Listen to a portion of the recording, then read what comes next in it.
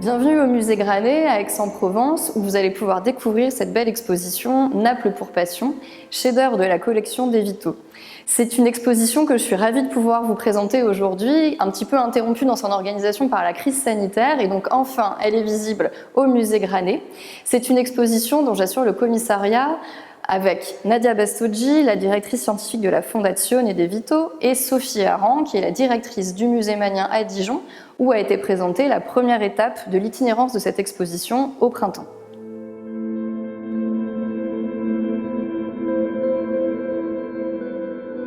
Alors vous allez pouvoir découvrir dans cette exposition 40 chefs-d'œuvre parmi la cinquantaine de toiles qu'avait collectionné Giuseppe De Vito et qui font partie du noyau des collections de la Fondation. 40 œuvres qui sont montrées pour la première fois, donc de manière inédite, à la fois en France mais également en Italie. Donc une exposition d'une collection très confidentielle finalement, qui a tout de même été connue par quelques prêts aux expositions, puisque vous allez voir en découvrant la figure aussi du collectionneur Giuseppe De Vito, que celui-ci avait à cœur précisément de montrer les œuvres de sa collection, raison aussi pour laquelle il a créé cette fondation qui est accessible au grand public. Alors ce projet, il est né d'une envie de ma part de faire dialoguer les collections du musée Granet et son riche fonds, notamment italien, qu'on découvrira ensuite, avec des expositions de collections particulières, puisqu'elles sont également d'ailleurs la raison d'être du noyau de nos collections au musée Granet, qui a été fondé non pas par Lady Chaptal, qui sont des envois de l'État pour fonder des grands musées sur les territoires, mais bien des libéralités et de la générosité des collectionneurs locaux qui ont fait don, principalement au XIXe siècle, de leur grande collection à la ville d'Aix et donc au musée Granet, qui est le musée des Beaux-Arts de la ville d'Aix-en-Provence.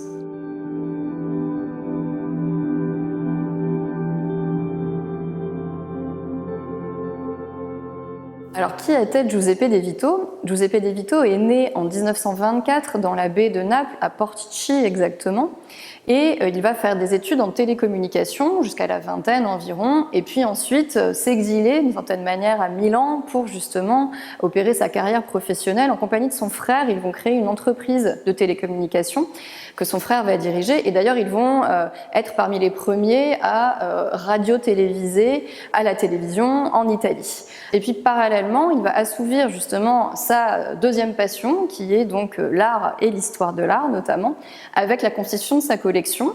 Dès la fin des années 60, début des années 70, il va commencer à collectionner. Alors tout d'abord des œuvres plutôt de la Renaissance, qu'il va finalement très vite revendre pour justement s'attacher uniquement et donc passionnément, d'où le titre de l'exposition, au Seicento napolitain, donc les œuvres du XVIIe siècle napolitain. Et finalement, Naples, ce n'est pas une ville où il va retourner vivre, il aura de la famille et il va finalement assouvir un petit peu sa passion pour sa ville natale et son attachement aussi à sa région par l'entremise de sa collection.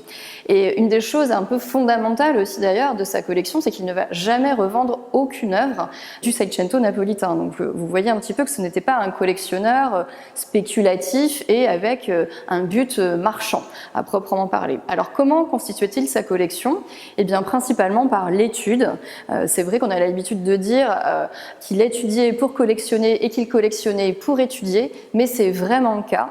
Et dans cette vitrine ici, on a choisi avec les co-commissaires une petite sélection de documents, alors des photographies d'une part évidemment, de Giuseppe De Vito, de son épouse, dont la fondation porte le nom également, Margaret, qui était d'origine irlandaise et qui était cantatrice en l'occurrence, et puis des photographies qui le montrent justement au cœur de ce réseau de chercheurs, d'historiens de l'art, puisqu'il va vraiment lui-même faire œuvre d'historien de l'art. Alors sa formation très rigoureuse, scientifique encore une fois, va justement lui permettre d'avoir cette méthodologie extrêmement ferme et très proche justement des démarches d'historien de l'art.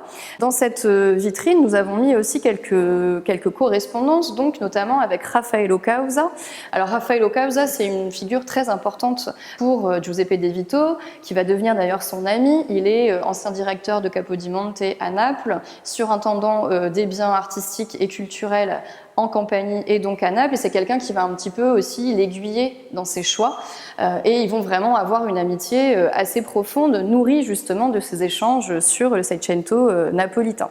Donc encore une fois, vous voyez aussi que Giuseppe De Vito vraiment fait partie d'un réseau très spécialisé et qu'on lui demande, on vient le voir pour participer au comité organisateur de ces expositions et aussi pour prêter bien sûr des œuvres et également pour rédiger des notices sur les artistes qu'il étudie.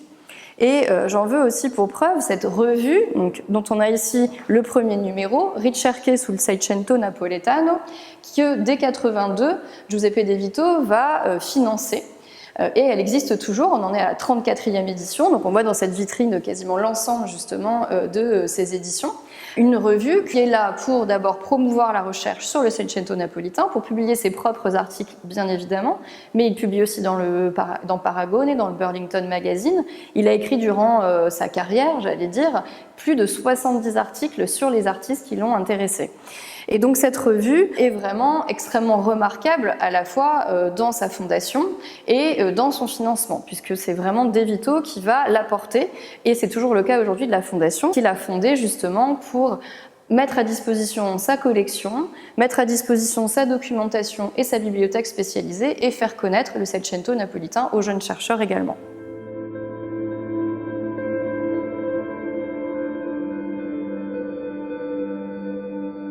Donc dans cette première section de l'exposition, nous allons voir des œuvres qui montrent l'influence de deux artistes fondamentaux pour la peinture napolitaine du XVIIe siècle.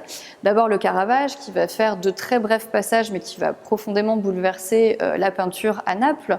Et puis le deuxième personnage important, c'est Giuseppe de Ribera, qui est un artiste espagnol. Il arrive en 1616 à Naples, et il va avoir l'un des très grands ateliers importants pour la première moitié du XVIIe à Naples. Et il va importer en fait une tradition, celle des apostolados, qui sont ces figures de saints, d'apôtres, de philosophes, représentées à mi-corps, émergeant de la pénombre et d'un fond très indistinct. Vous voyez aussi qu'on distingue presque difficilement l'habit de ce saint Antoine abbé et le fond, qui sont presque bruns et noirs et se confondent, mais la très forte lumière, le très fort clair-obscur fait ressortir justement les parties les plus importantes pour l'interprétation et l'expressivité justement de la figure, que sont ce visage évidemment et cette main.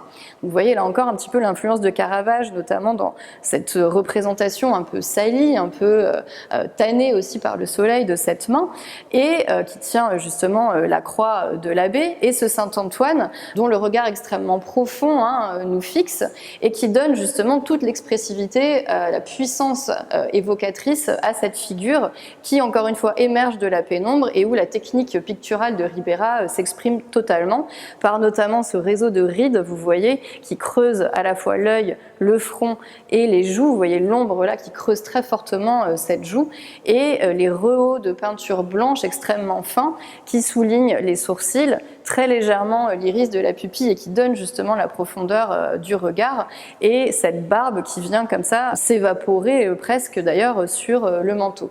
Donc ça, ce sont vraiment les caractéristiques essentielles de la peinture napolitaine, et vous allez voir que l'ensemble des œuvres de la collection sont irriguées, j'allais dire, de cette source.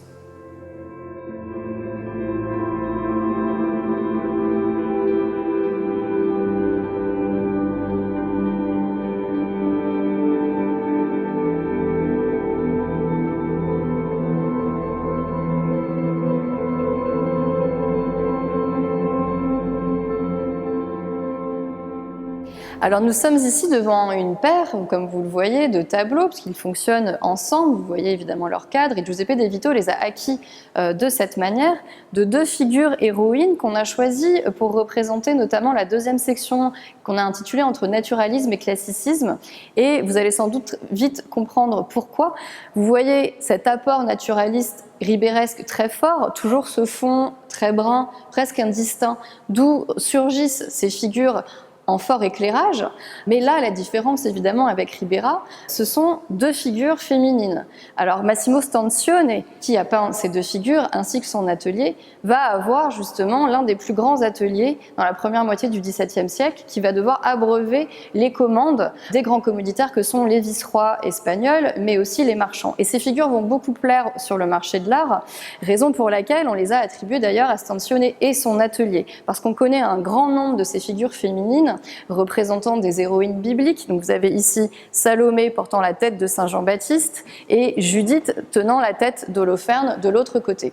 Ces figures de femmes fortes sont représentées finalement un petit peu comme des héroïnes de théâtre, comme vous voyez. Donc on a là un apport un peu plus direct justement d'autres évolutions de la peinture avec une palette plus claire, plus douce, des influences aussi plus néo-vénitienne. Il faut savoir aussi qu'Artemisia Gentile, ce qui passe à Naples entre les années 30 et les années 50. Donc il va y avoir aussi cette importance et cet intérêt aussi pour la représentation des drapés, des brocarts. Vous voyez aussi la très belle harmonie de couleurs entre ces rouges, ces jaunes, notamment pour la Judith, et ici des tonalités plus ocre et bleues pour la Salomé.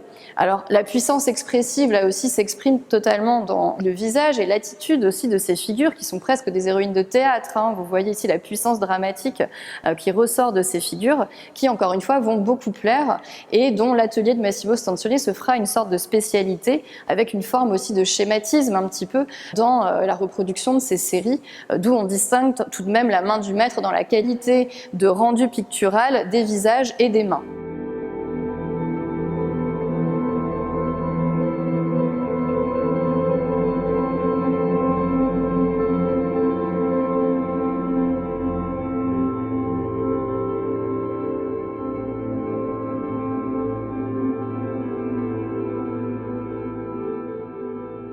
Alors nous sommes devant l'icône de la collection, qui est d'ailleurs l'œuvre que nous avons choisie pour l'affiche de notre exposition. Elle vient parler d'un dossier très important pour Giuseppe De Vito, qui est le maître de l'annonce au berger et qui est donc la troisième section de notre exposition. Le maître de l'annonce au berger, Giuseppe De Vito, s'y est fortement intéressé. Il a publié une douzaine d'articles sur ce nom de convention qui regroupe plusieurs personnalités artistiques. Le dernier en date étant peut-être Bartolomeo Passante et son maître Pietro Beato, ainsi que l'indique Nicolas Spinoza dans le dernier catalogue raisonné qui date de 2021. Quoi qu'il en soit, ce nom de convention recoupe certes des personnalités, mais on distingue très bien ici une main très héritée de Ribera, là aussi, avec un fort clair-obscur qui fait ressurgir cette figure qui représente de manière assez traditionnelle une allégorie de l'odorat, c'est-à-dire la rose ancienne, là en l'occurrence portée à la narine. Qui est ce personnage ? Est-ce un homme? Est-ce une femme? En tout cas, il y a un caractère extrêmement ambigu de cette figure qui nous fixe, qui nous interpelle aussi par ce regard très profond. Des attributs féminins pourraient être plutôt le visage assez fin, la coiffure avec ses cheveux noués d'un foulard, mais ils sont contrebalancés justement par la mise un petit peu désinvolte, notamment dans cette poche qui vient déformer le tissu assez lourd d'une robe où on ne distingue pas notamment de poitrine par exemple. Et cette figure finalement se double d'un autre sens, d'une autre valeur morale qui pourrait être celle d'un carpe diem. Cueillir la rose, profitons de l'instant présent. Cette œuvre, en tout cas, assez clairement à valeur polysémique, et d'ailleurs, le maître de l'annonce au berger a créé, et on le voit dans la collection des Vito, d'autres figures à mi-corps, un petit peu d'aspect moralisant. De cette manière-là, il y a un homme méditant devant un miroir ou un philosophe devant un parchemin. Et il faut en fait les comprendre dans une acception très néo-stoïcienne. La Naples du XVIIe siècle connaît vraiment une importance des valeurs néo-stoïciennes qui veulent en fait mettre en adéquation les doctrines religieuses et les hautes valeurs morales héritées des philosophes antiques notamment. Donc on est ici effectivement devant ce type d'œuvre d'introspection, de méditation pour des commanditaires privés assez clairement. Et c'est effectivement l'icône vraiment de la collection, notamment par ce caractère ambigu, encore une fois. Une œuvre d'ailleurs, pour l'anecdote, que le Louvre en son temps et Pierre Rosenberg avait voulu acheter, mais qui se trouve donc aujourd'hui dans la collection des Vito, qui a le plus grand nombre d'œuvres de la main du maître de l'annonce au berger, c'est-à-dire 4 œuvres en main privée donc.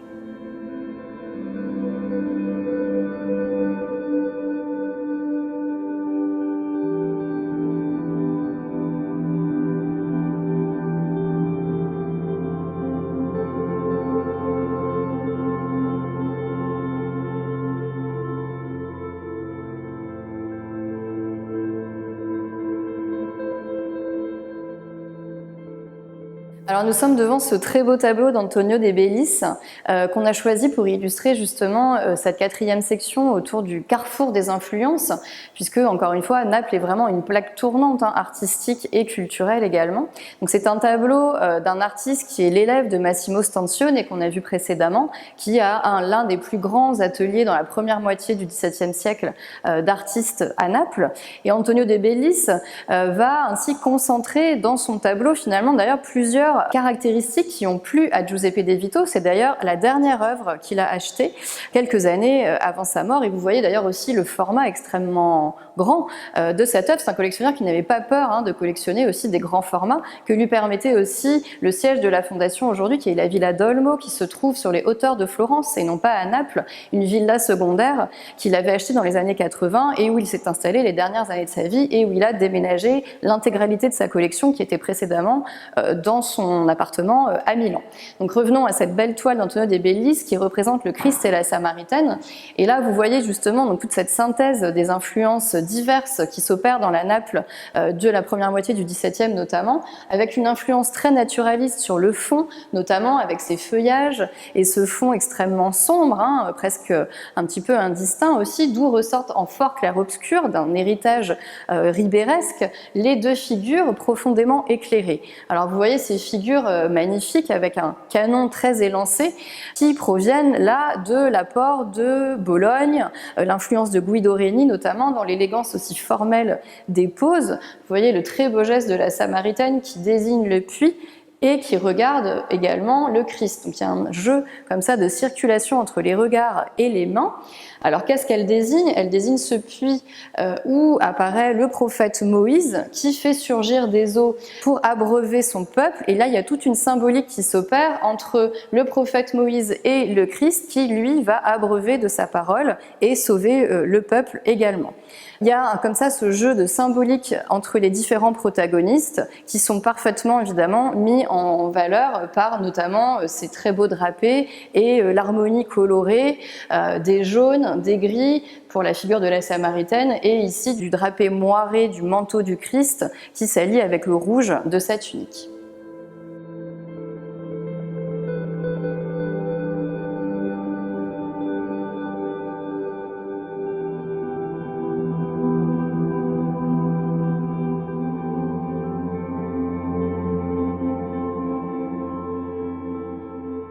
Nous sommes ici dans la section consacrée à Mattia Preti et Luca Giordano, qui sont en fait les deux peintres qui vont renouveler la peinture dans la seconde moitié du XVIIe siècle. Alors, de Mattia Preti, Giuseppe De Vito a collectionné 3 œuvres importantes qui illustrent d'ailleurs chacune une période de sa vie, notamment celle-ci, la déposition de croix, qui vient illustrer plutôt sa période maltaise, puisque certes Mattia Preti va beaucoup œuvrer à Naples, mais il va aussi passer les 40 dernières années de sa vie et d'ailleurs décédé à Malte, puisqu'il sera le peintre attitré de l'ordre de Malte, d'où il va être fait chevalier d'ailleurs en 1661. Cette déposition de croix est datée donc un petit peu tardivement de 1675 et vous voyez ici toutes les caractéristiques de l'art de Mattia Preti qui s'expriment, notamment dans la composition qui est un peu inspirée d'ailleurs de Rubens et de celle de la cathédrale d'Anvers qui est évidemment en format beaucoup plus large mais dont les modèles circulaient aussi à Naples notamment par l'intermédiaire de la gravure. Alors vous voyez cette composition qui s'organise autour de l'ovale du crâne de Joseph d'Arimathie ici, avec 2 grandes diagonales qui sont justement celles des membres du Christ dont le poids du corps repose complètement sur Joseph d'Arimathie et on voit Jean à l'arrière qui l'assiste et la puissance dramatique justement de cette figure qui presque on entend le cri de stupeur et d'effroi de Jean.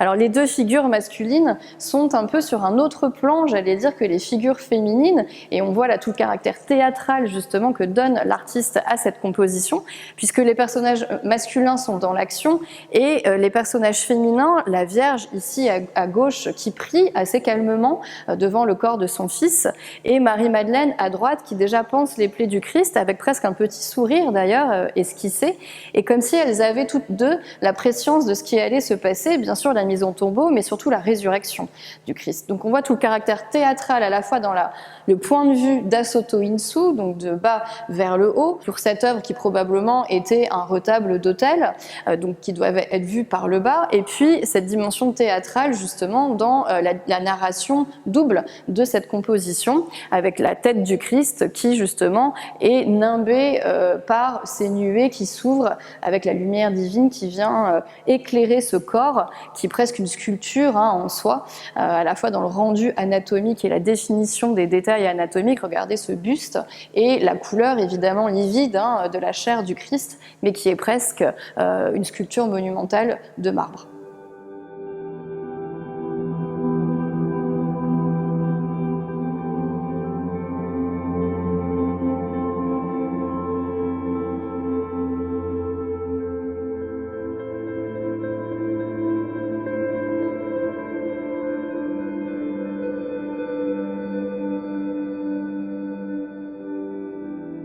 Alors nous sommes dans une section qui veut évoquer l'histoire de Naples au XVIIe siècle, puisque c'est quand même la troisième ville la plus peuplée et la plus importante d'Europe au XVIIe, après Londres et Paris. Et on montre d'ailleurs une reproduction en version agrandie d'une carte d'Alessandro Baratta de 1629 qui est conservée à la Bibliothèque nationale de France et qui montre justement toute l'étendue démographique et du coup architecturale de la ville, notamment avec ses quartiers espagnols, puisque Naples est sous domination espagnole et l'installation des vice-rois à Naples va justement permettre d'accroître l'importance et l'attractivité de la ville. Alors nous sommes ici devant un tableau de Carlo Coppola, la décollation de Saint-Janvier. Pourquoi ? Parce que Naples va connaître trois grands événements dramatiques, effectivement malheureusement, mais Naples se remettra à chaque fois de ces événements traumatisants. Le premier événement, c'est en 1631, l'éruption du Vésuve. Donc la deuxième grande éruption après celle narrée par Pline l'Ancien en 79 après Jésus-Christ. Et 4000 personnes vont tout de même mourir de cette éruption qui va rayer de la carte un certain nombre de localités aux environs de la ville. Et pourquoi donc la décollation de Saint-Janvier ? Puisque c'est San Gennaro, donc Saint-Janvier, le saint patron de Naples, qui va sauver la ville de cette éruption meurtrière. Donc on voit ici son martyr, puisque c'était un évêque de Bénévent qui a été donc décapité tout près de Naples, près de Pouzzoles, dans les champs flégréens à l'ouest de la ville de Naples. Et de ce martyr, on a recueilli donc 2 ampoules recueillant le sang du Christ qui sont conservées au trésor de San Gennaro à la cathédrale de Naples. Et plusieurs fois par an, tous les ans, et notamment le 19 septembre, qui est donc le jour anniversaire de la décollation de Saint-Janvier, il y a une procession religieuse des restes du martyr et notamment de ces ampoules dont on attend que le sang se liquéfie. Si ce n'est pas le cas, cela peut annoncer des malheurs, en effet, pour la ville de Naples. Voilà donc pour évoquer en fait aussi toute cette ferveur religieuse, San Gennaro étant le saint patron de Naples, mais la ville avait un grand nombre évidemment de saints patrons, Sainte Agathe également est très importante, et il y avait des processions religieuses qui existent encore aujourd'hui, auxquelles participaient notamment les très grands artistes pour décorer ces chars éphémères, les entrées effectivement de ces processions.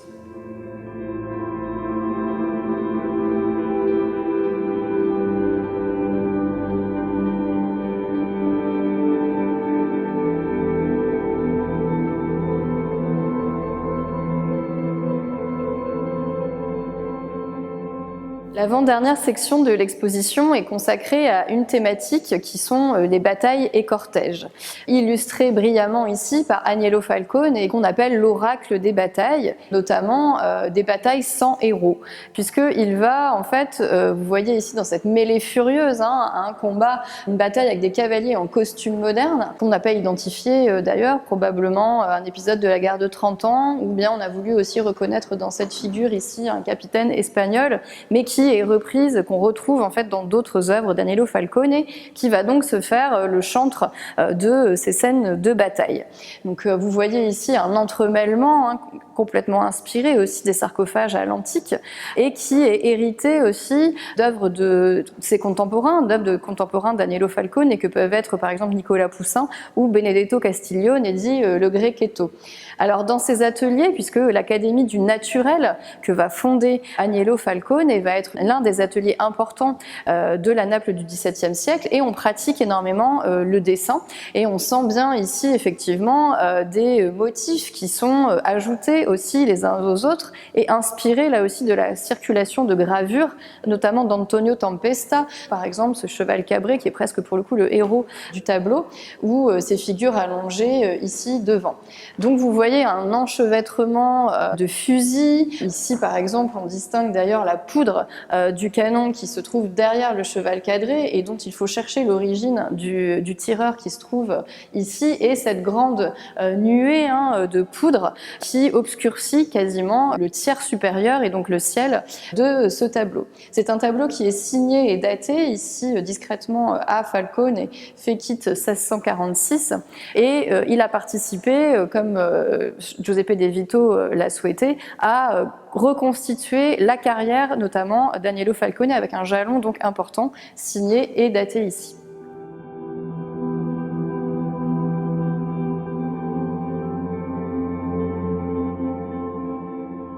Nous sommes ici dans la dernière section consacrée à l'un des genres très importants pour la peinture napolitaine, les natures mortes. Et c'était un des genres qu'affectionnait particulièrement Giuseppe De Vito puisque sa collection en compte 10. Vous voyez l'importance sur les 40 œuvres ici sélectionnées. Alors Naples se fait une spécialité d'une certaine manière de la représentation des natures mortes de poissons, qu'elles se trouvent sur des retours de pêche, sur les rivages ou dans des intérieurs de cuisine comme ici puisqu'on distingue les talles de pierre, et il va y avoir des dynasties familiales qui vont donc s'installer en atelier et qui vont perpétuer cette tradition de nature morte. L'une d'entre elles sont les Recco, avec ici une œuvre de Giovanni Battista Recco, magnifique, vous voyez une œuvre d'apparat qui a été faite pour accrocher dans les hôtels particuliers notamment, et vous voyez tout le caractère naturaliste et l'attention donnée aux espèces dans leur représentation. Vous distinguez des rougets ici, des macros, des dentés, et c'est ici non pas une nature morte véritablement, mais vraiment une nature vivante, puisque les poissons sont encore vivants. Vous voyez notamment les anguilles qui s'échappent de ce bassin, l'arrêt ici qui bascule et est en train de faire tomber d'ailleurs le chaudron aux artichauts à l'arrière, et ce denté qui encore gigote et dont l'ombre en fait est portée sur la faïence de Delft retournée. Alors ces spécialités de nature morte vont être extrêmement demandées là aussi sur le marché européen aussi et de la Naples du XVIIe siècle.